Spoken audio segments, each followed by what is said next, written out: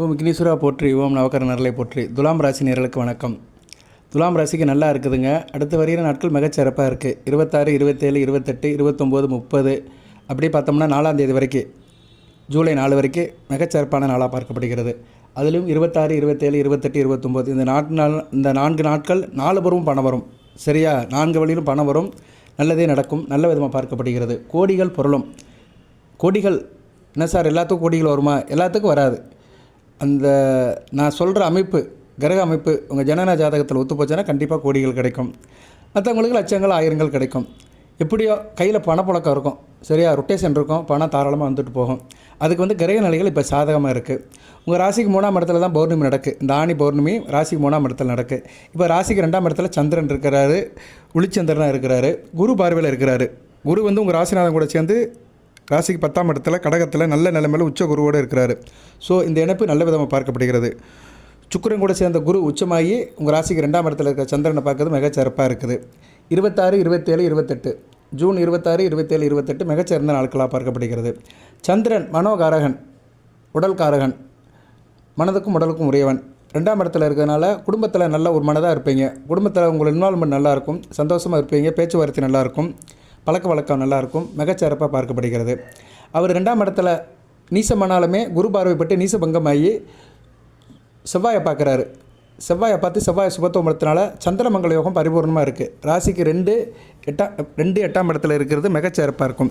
இந்த அமைப்பு எப்படின்னா, தூரதேசத்தில் அமைப்பில் இருக்கிறவங்களுக்கு நல்ல ஒரு பண வரவு இருக்கும். வெளிநாடு வெளிமாநிலத்தில் போயிருக்கிறவங்களுக்கு நல்ல ஏர்னிங் நல்லாயிருக்கும். வருவாய் நல்லாயிருக்கும். செவ்வாய் சுபத்துவம் வரதுனால உங்கள் ராசிக்கு 2, 7 கூடியவன் சுபத்துவம் வரதுனால கணவன் மனை உறவு குடும்பத்தில் நல்லாயிருக்கும். குடும்ப பழக்க வழக்கம், கணவன் மனை உறவு, ஒருத்தருக்கு ஒருத்தர் ஒத்தாசையாக போகிறது நல்லபடியாக இருக்கும். நண்பர் விஷயத்தில் நல்லாயிருக்கும். குடும்ப நண்பர்கள் உங்களுக்கு உதவி பண்ணுவாங்க. அதுபோக கூட்டு தொழில், பங்கு சந்தை, ஷேர் மார்க்கெட்டு, அக்கம் பக்கம் எனக்கும் நல்லாயிருக்கும். தேக ஆரோக்கியம் நல்லாயிருக்கும்.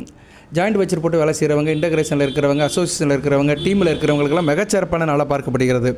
சந்திரனுடைய மூவ்மெண்ட் மிகச்சிறப்பாக இருக்குது. இப்போ ராசிக்கு 2ஆம் இடம், 3ஆம் இடம், 4ஆம் இடம்.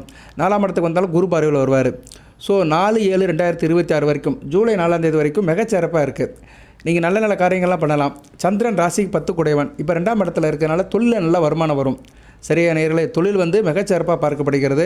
தொழில் முனைவோர்கள், வியாபாரம் பண்ணுறவங்க, மார்க்கெட்டிங்கில் இருக்கிறவங்க, ட்ரேடிங்கில் இருக்கிறவங்க, ஏற்றுமதி இறக்குமதியில் இருக்கிறவங்களுக்கெல்லாம் மிகச்சிறப்பாக இருக்கும். நல்ல விதமாக பார்க்கப்படுகிறது. ராசிக்கு 8ஆம் இடத்துல செவ்வாய் இருக்கிறது. என்ன சார் அப்படின்னா, 8ஆம் இடத்துல செவ்வாய் சுக்கிரன் வீட்டில் தான் இருக்கிறாரு. கொஞ்சம் வண்டி வாகனத்தில் போகும்போது கவனமாக இருக்கணும். பெண்கள் இந்த சின்ன சின்ன ஸ்கூட்டி, ஸ்கூட்டியில் போகும்போதெல்லாம் கொஞ்சம் கவனமாக இருக்கணும். 8ல் செவ்வாய் இருக்கிறாரு. சுக்கிரன் வீட்டில் இருக்கிறாரு. பெண்கள் கவனமாக இருக்கணும். வாகனம் ஓட்டும்போது ஹெல்மெட் போட்டுக்கோங்க. பாதுகாப்பாக இருங்க. வேகத்தை குறைச்சிக்கோங்க. விவேகத்தை வளர்த்துக்கோங்க. வண்டியில் போகும்போது ஃபோன் பண்ணாதீங்க. சரியா? நிறைய பெண்கள் இதெல்லாம் செய்கிறாங்க. நான் நிறைய பார்ப்பேன். நான் ரோட்டில் வாக்கிங் போகும்போதெல்லாம் பார்ப்பேன். மனதுக்குள்ளே வருத்தப்படுவேன். காதில் இப்படி வச்சுக்கிட்டு இந்த ஷோல்டரை தூக்கி காதோடு ஒட்டி வச்சுக்கிட்டு லெஃப்ட் சைடு ஃபோன் நடுவில் இருக்கும். அப்படியே ஸ்கேரியம் பிடிச்சி வண்டி ஓட்டுறாங்க. அதெல்லாம் பாதுகாப்பு கிடையாது. சரியா? வளைவில் திரும்பும் போதெல்லாம் எதிர எப்படி வருவாங்க, சைடில் எப்படி வருவாங்க, ஜங்ஷன்லாம் ரொம்ப கஷ்டம். அதனால் தயவு செய்து வண்டி ஓட்டுற வாகனம் ஓட்டுற பெண்கள் கொஞ்சம் கவனமாக இருக்கணும். 8ல் செவ்வாய் இருக்கிறாரு. கொஞ்சம் கவனமாக இருக்கணும். சரியாம்மா? தாய்மார்களே, துலாம் ராசியை சேர்ந்த தாய்மார்களே, சித்திரை நட்சத்திரத்தில் பிறந்தாலும் சரி, சுவாதி நட்சத்திரத்தில் பிறந்தாலும் சரி, விசாக நட்சத்திரத்தில் பிறந்தாலும் சரி, கொஞ்சம் கவனமாக இருக்கணும். அது சித்திரை நட்சத்திரம் ரொம்ப கவனமாக இருக்கணும். ஏன்னா உங்கள் நட்சத்திர நாதன் 8ஆம் இடத்துல இருக்கிறாரு. இப்போ பரவாயில்ல, சந்திரன் பார்வையில் இருக்கிறனால நிலை கட்டுக்குள்ளே இருக்கும். அடுத்த வருகிற நாட்களில் ரொம்ப கவனமாக இருக்கணும். ஏன்னா செவ்வாய் 8ஆம் இடத்துல ரொம்ப நாளைக்கு இருக்கிறாரு. இப்போ தான் வந்திருக்கிறாரு. போன 21ஆம் தேதி பயிற்சியாக வந்திருக்கிறாரு. அங்கே ஒரு 35 நாளுக்கு மேலே இருப்பார் செவ்வாய். சரியா? அதனால் 8ல் செவ்வாய் இருக்கிறது அந்தளவுக்கு சிறப்பு கிடையாது. வண்டி வாகனம் ஓட்டும்போது கவனமாக இருக்கணும். ஏன்னா நல்ல பலங்களை சொல்கிறது மட்டும் ஒரு ஜோதிடர் வேலை இல்லை. சாதக பாதங்களை சொல்கிறது தான் ஜோதிடர் வேலை. சரியா நேயர்களே? ஸோ அதனால் நீங்கள் 30/7 வரைக்கும் செவ்வாய் ராசிக்கு 8ஆம் இடத்துல இருக்கிறார். ஜூலை 30ஆம் தேதி வரைக்கும் கவனமாக இருக்கணும். சரியா நேயர்களே? ஓகே. திருப்பி ஒரு விஷயத்தை சொல்ல வேண்டிய அவசியம் இல்லை. புரிஞ்சுக்கோங்க. முருகப்பெருமான் வழிபாடு அதிகப்படுத்திக்கோங்க. சரி சார், இப்போ பலன்கள் எப்படி இருக்குது அதை சொல்லுவோம். பலன்கள் கோடிகள் புரளும். கொடுத்த இடத்துலேருந்து பணம் வரும். வாராக்கடன் வசூலாகும். எதிர்பாராத பணம் வரும். திடீர் அதிர்ஷ்டம் இருக்கும். 2ல் சந்திரன் இருக்கா. நல்லா பேசுவீங்க. சரி, அடுத்த வரையும் நாளுக்கு நல்லா பேசுவீங்க. பெண்களுக்கு பிரிவானாக இருப்பீங்க. பேச்சில் எல்லா காரியத்தையும் சாதிப்பீங்க. ஆணாக இருந்தாலும் சரி, பெண்ணாக இருந்தாலும் சரி, பேசி நல்லா காரியத்தை சாதிப்பீங்க. பேசி பிழைக்கிறவங்களுக்கு நல்லாயிருக்கும். டீச்சர் வேலை, வக்கீல் வேலை, டியூஷன் சொல்லிக் கொடுக்குறவங்க, பட்டிமன்ற நடுவர்கள், மீடியாவில் பேசுகிறவங்க, வாத விவாதத்தில் கலந்துக்கிறவங்க, எங்களை போன்ற ஜோதிடர்கள், இப்படி நிறைய பேருக்கு பேசி பிழைக்கிறவங்களும் நல்லாயிருக்கும். கலை சம்மந்தப்பட்ட காரியங்கள் நல்லாயிருக்கும். கல்வி நல்லபடியாக வரும். படிக்கிற மாணவர்கள் மிகச்சிறப்பாக இருப்பீங்க. ஒரு தீர்க்கதரிசியாக இருப்பீங்க. சரியா? நல்ல விதமாக தான் பார்க்கப்படுகிறது. வருவதை வந்து முன்கூட்டியே தெரிஞ்சுக்கிருவீங்க. உங்கள் முகம் வட்டு நல்லாயிருக்கும், முகத்தில் ஒரு பொலிவு இருக்கும், தெளிவு இருக்கும், நல்ல விதமாக பார்க்கப்படுகிறது.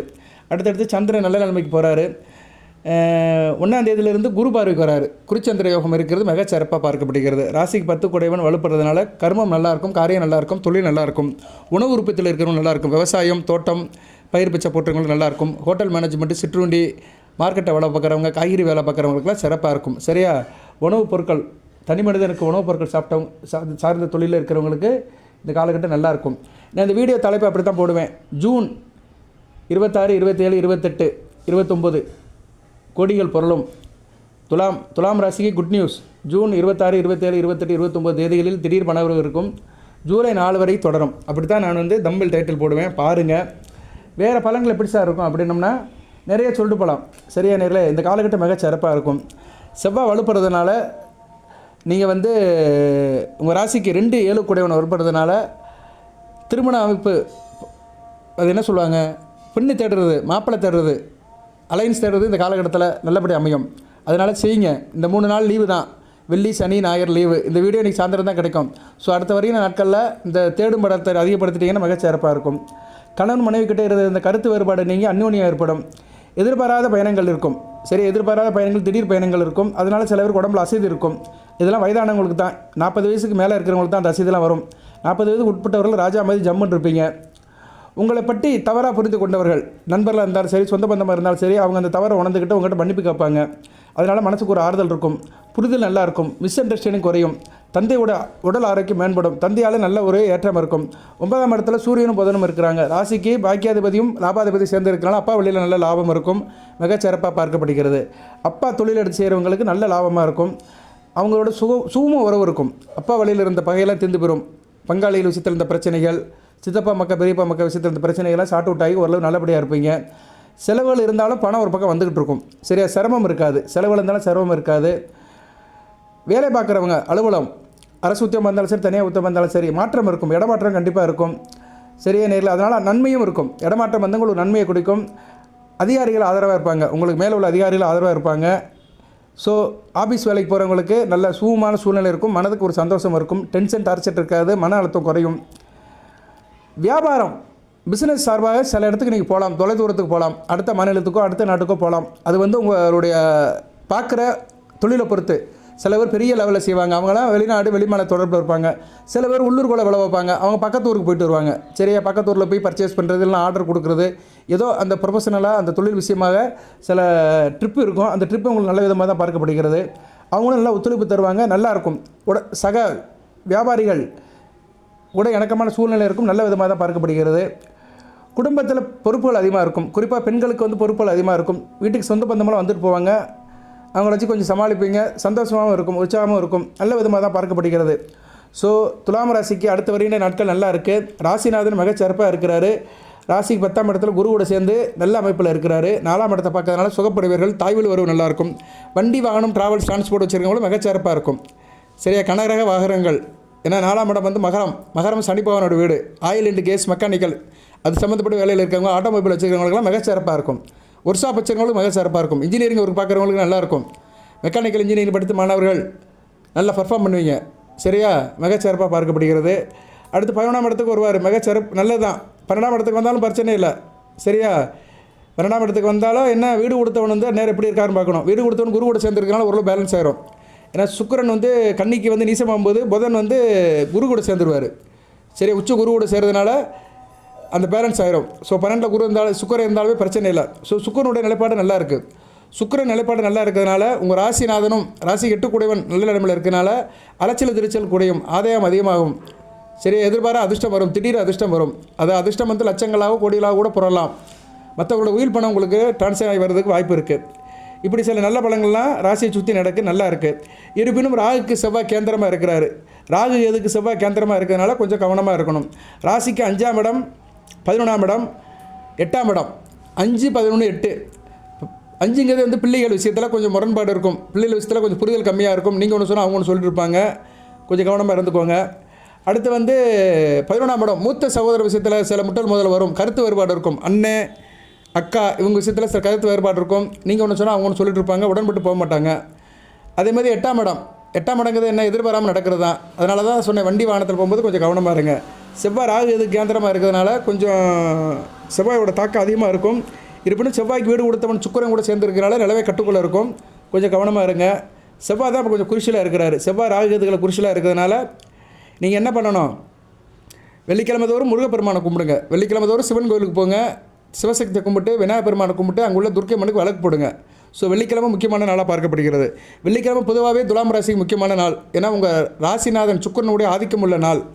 ஸோ நீங்கள் உடல் வலிமை மன வலிமை பெறணும்னா வெள்ளிக்கிழமை சிவன் கோயிலுக்கு போகணும். சிவசக்தியை கும்பிட்டு சிவன் கோயிலில் இருக்க முருகப்பெருமானை கும்பிடணும். அதுக்கு முன்னாடி விநாயகரை கும்பிடணும். முதல் கோயிலுக்கு போனால் விநாயகரை தான் கும்பிடணும். எல்லாருக்கும் தெரியும், சிவன் கோயிலில் விநாயகர் இருப்பார். விநாயகரை கும்பிட்டு மூலஸ்தானத்தில் இருக்கிற சிவசக்தியை கும்பிட்டு முருகப்பெருமானை கும்பிட்டுவாங்க. அதுபோக இன்னொன்று செய்யணும். நீங்கள் உங்களுக்கு நல்ல பணம் வரணும், வீட்டு பிரச்சனைலாம் தீரணும்னா உங்கள் வீட்டு தலைவாசல் இருக்குல்ல, நில எல்லார் வீட்லேயும் இருக்கும். நீங்கள் வாடகை வீட்டில் இருந்தாலும் சரி, சொந்த வீட்டில் இருந்தாலும் சரி, ஒரு கதவு இருக்கும். வீட்டுக்குள்ளே நுழையும் போது ஒரு கதவு இருக்கும். காம்பவுண்ட் வால் கேட்டு இல்லை, வீட்டின் நிலைக்கதவு. நிலைக்கதவு கீழே என்ன பண்ணுங்கன்னா, அகல் விளக்கு 2 அகல் விளக்கு வாங்கி அதில் ஒரு அகல் விளக்கில் பச்சரிசி நிரப்பிடுங்க, ஒரு அகல் விளக்கில் துவரம்பருப்பை நிரப்பிடுங்க. அந்த 2 அகல் விளக்கையும் வீட்டுக்கு முன்னாடி வச்சுருங்க, நிலையில் வச்சுருங்க. அந்த ரைட் சைடு ஒன்று, லெஃப்ட் சைடு ஒன்று கீழே வச்சுருங்க. யாரும் கால் மீதி படாத இடமா பார்த்துக்கணும். ஓரமாக வச்சுட்டிங்கன்னா யாரும் அதை தொட மாட்டாங்க. சரியா? நிலைக்கு வெளிப்பக்கம் வைக்கணும், உள்பக்கம் வைக்கக்கூடாது. வீட்டுக்கு உள்பக்கம் வைக்கக்கூடாது, வெளியே தெரியணும். சரியா? கொஞ்சம் பார்த்து வைக்கணும், பாதுகாப்பாக வைக்கணும். சரியா? ஏன்னா சில வீட்டில் வந்து அந்த சன்சைடெலாம் இருக்காது, ப்ளைனாக இருக்கும். சரி, எல்லாத்தையும் திருப்திப்படுத்த என்னால் வீடியோ போட முடியாது. ஸோ நிலையில் வைங்க. வசதியில் சார் உள்பக்கம் தான் வைக்கிற மாதிரி இருக்குன்னா உள்பக்கமே வைங்க. சரியா? உள்பக்கம் வச்சு வெளிப்புறம் அது தெரிய மாதிரி வச்சுருங்க. எண்ணெய் ஊற்றி தீபமெல்லாம் ஏற்ற வேண்டாம். அகல் விளக்கில் சின்ன அகல் விளக்கு வாங்கி, நம்ம கோயிலில் விளக்கு போடுறோம்ல, அந்த அகல் விளக்கு 2 வாங்கி அதில் ஒரு அகல் விளக்கில் பச்சரிசி, ஒன்றில் துவரம்பருப்பு. பச்சரிசி வந்து சந்திரனுக்கு, துவரம்பருப்பு வந்து செவ்வாய்க்கு. இந்த கிரகங்கள் வந்து உங்கள் வீட்டுக்குள்ளே வரும். அவ்வளோதான். இந்த கிரகங்கள் இப்போதைக்கு நல்லா இருக்குது. அதனால் அந்த கிரகங்களோட தாக்கம் வீட்டுக்குள்ளே வரும். உங்கள் ராசிக்கு 10, 2, 7. சரியா? கூட்டு தொழில் பண்ணுறவங்க, நண்பர்கள் வச்சு வேலை பார்க்குறவங்க, கணவன் மனைவி வேலை பார்க்குறவங்க, இப்படி வேலை பார்க்குறவங்களுக்கெல்லாம் இது நல்லாயிருக்கும். சரியா? மன வலிமை இருக்கும், நல்லாயிருக்கும், பண வரவு நல்லாயிருக்கும், குடும்பத்தில் சந்தோஷமாக இருக்கும், குடும்பத்தில் பணப்பிரச்சனை தீரும். இது மாதிரி கிரக நிலைகள் ராசிக்கு சாதகமாக வரும்போது இது மாதிரி சின்ன சின்ன காரியம் பண்ணணும். இது தான் ஜோதிடம் பார்க்கணுங்கிறது. சரியா? ராசி பலன் கேட்கணுங்கிறது. ராசி பலன் கேட்கறது மட்டும் முக்கியம் கிடையாது. நான் அப்பப்போ சில பரிகார வழிபாடு சொல்லுவேன், அதை செய்யணும். உங்கள் ராசிக்கு எந்த நேரம் சாதகமாக இருக்குது அந்த நேரம் பார்த்து அதை செஞ்சுட்டிங்கன்னா பிரச்சனை தீரும். நம்பிக்கையின் அடிப்படையில் செய்யணும். ஆமாம், இவர் சொல்கிறாரு செஞ்சால் சரியாக போயிருமா அப்படிலாம் எதிர்வு நான் கேட்கக்கூடாது. நம்பிக்கையோடு செய்யணும். ஏதோ பிரச்சனை தீரும். சில பிரச்சனைகள் தீர்ந்துருக்கும், ஆனால் நமக்கே தெரியாது. எத்தனையோ விஷயங்கள் நமக்கு சாதகமாக நடந்திருக்கும், ஆனால் நமக்கு தெரியாது. கண்ணுக்கு நேரம் நடந்தால் தான் நமக்கு தெரியும். ஆனால் என்றைக்குமே சில பலன்கள் வந்து நடக்கும். சிலவங்களுக்கு சில நல்லது நடக்கும், ஆனால் நமக்கு தெரியாது. அது மாதிரி உங்களுக்கு தெரியாமலே உங்களை சுற்றி சில நல்ல காரியம் நடக்கலாம், உங்கள் குடும்பத்துக்கு வேண்டிய காரியம் நடக்கலாம். அதுக்கு இதை செய்யுங்க. நான் சொன்ன மாதிரி கோயில் உலகத்துக்கு போயிட்டு வாங்க. வெள்ளிக்கிழமை சிவன் கோயிலுக்கு போயிட்டு வாங்க. வீட்டுக்கு முன்னாடி நிலைவாசலில் நான் சொன்ன பச்சரிசியும் துவரம்பருப்பையும் 2 அகல் விளக்கில் வச்சு வைங்க. எவ்வளோ நாள் சார் வச்சுக்கலாம் அப்படின்னா 4ஆம் தேதி வரைக்கும் வைங்க. இன்றைக்கி சாயந்தரம் வைங்க, 6 மணிக்கு வைங்க, வைக்கலாம். சார் இன்றைக்கி சாயந்தரம் ஆகிப்போச்சு விளக்கேற்றிடுவோம் அப்படின்னு நினைக்கிறவங்க நாளைக்கு வைங்க. ஏன்னா இன்றைக்கி வெள்ளிக்கிழமை வைக்கலாம். எல்லாம் நாளைக்கு சனிக்கிழமை காலையில் வைங்க. சரியா? ஒரு 6 மணிக்கு 6 to 7க்குள்ளே வச்சுட்டிங்கன்னா அந்த நாளுடைய ஓரம் வந்துடும். 6 to 7 வச்சுட்டிங்கன்னா அப்படியே இருக்கட்டும், 4ஆம் தேதி வரைக்கும் இருக்கட்டும். அதுக்கு பிறகு எடுத்து அந்த அரிசியும் துவரம்பருப்பையும் மரத்துக்கு அடியில் போட்டுருங்க. வேப்ப மரத்துக்கு அடியில் போட்டுட்டிங்கன்னா எறும்புகளுக்கு தீனியாக போயிடும். சரியா? ரொம்பலாம் இல்லை, 2 ஸ்பூனு அகல் விளக்குங்கிறது சிறுசாக தான் இருக்கும். சரி, 5 ரூபா விளக்கு இருக்குல்ல, அதுதான். அதில் 2 ஸ்பூன் பச்சரிசி, 2 ஸ்பூனு, 1 பச்சரிசி, 1 வந்து துவரம்பருப்பு போட்டு வச்சுருங்க. தெய்வத்தை கும்பிடுங்க, நல்லாயிருக்கும். அம்மன் அருள் கிடைக்கும். பச்சரிசியில் அம்மன் இருக்கா, சந்திரனுடைய ஆதிக்கம். துவரம்பருப்பு முருகப்பெருமான். ஸோ அந்த சந்திரமங்கல யோகம் பரிபூர்ணமாக இருக்கும். வீடு வந்து செல்வ செழிப்புடன் இருக்கும். இப்போதைக்கு வந்து துலாம் ராசிக்கு வந்து 8% இந்த அமைப்பு தான் இருக்குது. இந்த அமைப்பு வந்து சில லக்கணத்தில் பிறந்தவங்களுக்கு கூடுதல் பலனை கொடுக்கும்.